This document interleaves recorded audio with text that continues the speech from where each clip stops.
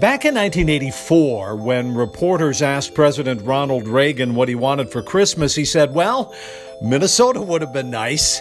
That's because Minnesota is the only state that did not vote for the Republican president. In fact, Minnesota hasn't voted Republican in a presidential election since 1972. So it's tempting to write off the state as a Democratic stronghold, but this year it's called a battleground state, prompting visits from the Biden and Trump campaigns alike. So what happened in the past with tight races in Minnesota? Let's take a closer look.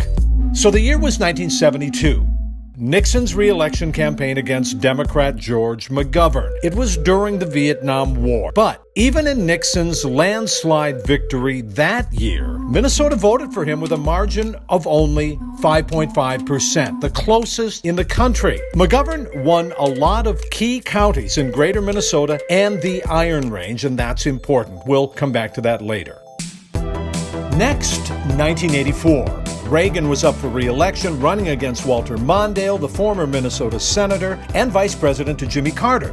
But just like 12 years previously, it was a landslide victory for the Republican incumbent. And that year, Minnesota was the only state to go blue, but it was a close race. Mondale only won by about 4,000 votes, and the regions he won the most, those same northern Union-heavy counties. So that brings us to 2016. It was a tight race in Minnesota. Clinton beats Trump by only a 1.5% margin. And of the states she won, Minnesota was the second closest behind New Hampshire to going red.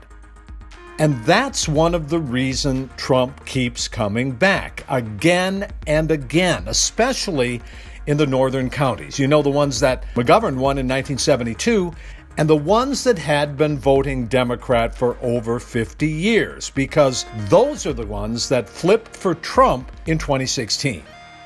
Although the polls show he's behind Biden, it hasn't kept Trump from trying to flip the state.